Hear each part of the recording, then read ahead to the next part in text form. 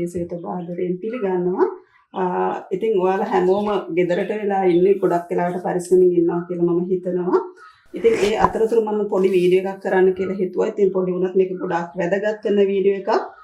අපි දැන් මේ සායට ඔයගොල්ලෝ දකින්න ඇති මේ සායට අවශ්‍ය රෙදි ප්‍රමාණය හොයාගන්නේ කොහොමද? එතකොට මේක හරියට මිලින් හදාගන්නේ කොහොමද කියලා දැනුවත් කරන්නයි. ඒත් එක්කම දැන් මේ සායක් මහනකොට අපිට රෙදි අවශ්‍ය ප්‍රමාණය තීරණය කරගන්න එක තමයි ලොකුම ගැටලුව වෙන්නේ. ඒක මම අද ඔයගලන්ට පැහැදිලි කරලා දෙනවා ගොඩක් පහසුවෙන් කරගන්නේ කොහොමද කියලා. ඉතින් දිගටම රැඳී ඉන්න වීඩියෝ එකත් එක්ක බලමු අපි ඒක කොහොමද කරගන්නේ කියලා. තවත් දෙයක් මේක සාමාන්‍යයෙන් උත්සව අවස්ථාවලට අඳින්න පුළුවන් ගවුමකට පාවිච්චි කරන්නත් පුළුවන් පොඩි දරුවෙකුටත් පුළුවන් සාමාන්‍යයෙන් බ්‍රයිඩ් කෙනෙකුට යටට අපි දානවා සාය පිම්බිලා හිටින කැන් එකක් කියලා ඒකට පාවිච්චි කරන්න පුළුවන් උඩට බ්‍රයිඩ් කෙනෙකුගේ හරි ඕනම කෙනෙකුගේ සාමාන්‍යයෙන් උඩ ස්කර්ට් එක විදිහටත් මේක පාවිච්චි කරන්න පුළුවන්. ඉතින් බලමු මෙන්න මේ විදිහට තමයි මේකේ මිමි ගණනය කරගන්න ඕනේ.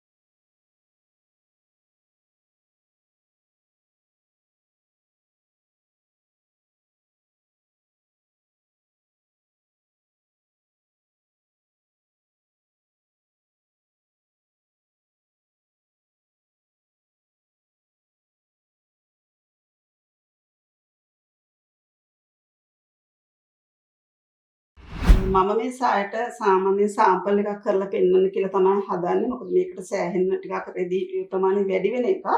මේකේ මම උදාහරණයක් විදිහට අරන් තියෙන ඉන 24ක් කියලා. සායේ උස අඟල් 20ක් කියලා. එතකොට මට අවශ්‍ය වෙන රෙදි කොටස් දෙකක් අවශ්‍ය වෙනවා. අඟල් 44ක් දිග 44ක් පළල සමාන රෙදි කොටස් දෙකක් අවශ්‍ය වෙනවා. ඊට පස්සේ අපි රෙදි කොටස් දෙකේ ප්‍රමාණයට කපා ගත්තට පස්සේ අපි මේක සමානව මෙන්න මෙහෙම හතරට නමා ගන්න ඕනේ. මෙන්න මේ විදිහට. මේ විදිහට හතරට නමා ගන්න. එතකොට මේ විදිහටම අනෙත් කොටසත් රෙදි කොටසත් හතරට නමා ගන්න. මොකද මේ වෙනම මේ රෙදි කොටස් දෙක තියලා කපා ගන්න එක තමයි නිවැරදිම ක්‍රමය. මම මේ එක රෙදි කොටසක් මේක 44ක් දිග 44ක් පළල රෙදි කොටස හතරට නවලා තියෙන්නේ. මේ මම සෙන්ටිමීටර වලින් අරන් තියෙන්නේ මේකේ ප්‍රමාණය. එතකොට 44ක් දිග 44ක් පළල රෙදි කොටස හතරට නවලා තියෙන්නේ. මෙතන තියෙන්නේ මුල්ල. නැම්මේ මුල්ල තියෙන්නේ නැම්ම තියෙන්නේ. ඒ වගේම අනෙත් රෙදි කොටසත් ඒ විදිහට නවා ගන්න. එතකොට මේ විදිහට රෙදි කොටස් දෙකක් නමලා මෙහෙම තියලා අපි අල්පෙලිති වලින් හදව ගන්න. බලන්න මෙතන තියෙන්නේ නැම්ම. නැම්මේ මුදුන මෙතන තියෙන්නේ. මේ පැත්තේ තියෙනවා රෙදි කොටස් 1යි 2යි 3යි 4යි 5යි 6යි 7යි 8ක් තියෙනවා.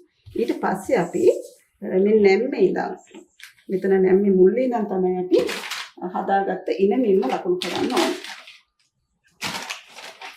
මෙතන ඉඳන් රෙදි කොටස් දෙකේ නැම්ම ළඟ ඉඳන් පහළට ලකුණු කරනවා අපි. ඉන මිම්ම 12න් බෙදලා එන උත්තරේ මගේ ඉන මිම්ම 24ක් කියලා අරන් තියෙන්නේ. එතකොට 12න් බෙදපුවම මේක දෙකක්. ඒ කියන්නේ දෙකක් එන්නේ. මෙතනින් පහළට 2යි. සැකසු ඉන මිම්ම ලකුණු කරන්නේ මේ මුල්ලේ ඉඳන් පහළට. මම මේක සෙන්ටිමීටර වලින් කරන්නේ ඔයගලන්ට ගොඩක් පැහැදිලි වෙන්න. ඊට පස්සේ අපි මේක මෙන්න මේ විදිහට කවාකාරව ඇඳ ගන්නවා. සැකසු ඉන මිම්ම තමයි මෙතන ලකුණු කරන්නේ. ඉන මිම්ම 12න් බෙදලා එන උත්තරේ තමයි මෙතන ඉඳන් පහළට මෙහෙම ලකුණු කරගෙන යන්නේ.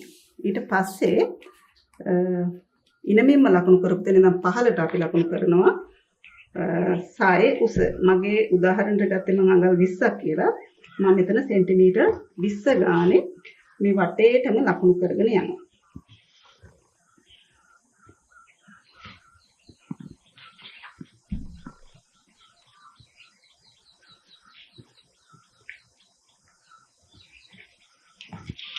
ඊපස්සේ අපි මේක මේ විදිහට යා කරගන්න.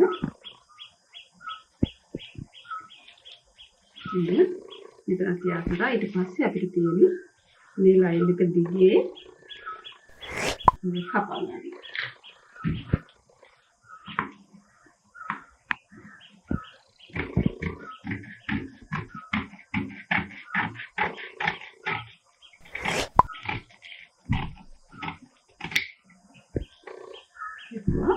ඊට පස්සේ ඔයගොල්ලෝ මතක තියාගන්න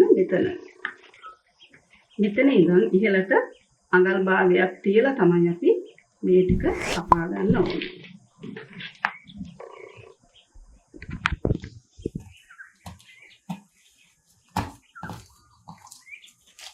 මෙන්න මේ විදිහට තියෙන්නේ. එතකොට අපි දැන් කොටස් දෙකම කපලා ඉවරයි. මේක අපේ සායේ එක කොටසක්. තව එකක් තියෙනවා. මේක අපේ සායේ අනිත් කොටස. එතකොට රවුන්ඩ් දෙකක් එනවා. ඊට පස්සේ අපි මේ රවුන්ඩ් එකේ හරි නැම්මක් දිගේ මේක කපා ගන්න ඕනේ. ඉතින් මෙහෙම කපමු.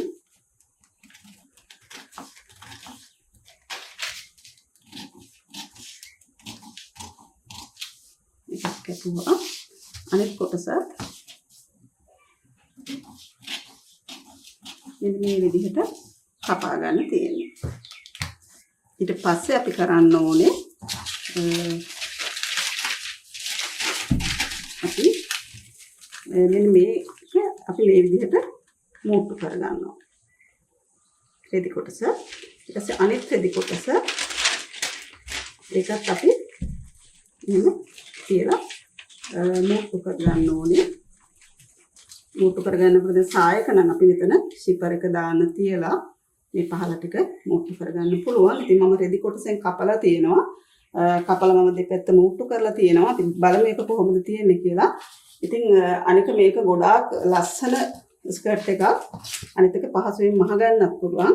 බලමු අපි රෙදි කොටසේ මේක කොහොමද බලා ගන්න පුළුවන් කියලා. ඉතින් මෙන්න මේ විදිහට තමයි අපේ සාය තියෙන්නේ. බලන්න මේ ප්ලීට්ස් ටික ලස්සනට තියෙනවා. ඉතින් උත්සාහ කරලා බලන්න. ඔයාලට ගොඩාක් වැදගත් වෙන පාඩමක් මම අද කියලා දුන්නේ. ඉතින් මම මේකේ සාම්පල් එකක් කරේ. ඉතින් උත්සාහ කරලා බලන්න. මේ වීඩියෝ එකට ලයික් එකක් දාන්නත් අමතක කරන්න එපා ඔයගොල්ලෝ කැමති නම්. ඉතින් යාළුවන්ටත් බලන්න ෂෙයා කරන්න විශේෂ වීඩියෝ එකක්. තවත් මෙවැනි පාඩමකින් අපි හමු වෙමු. ආයිබෝවන්.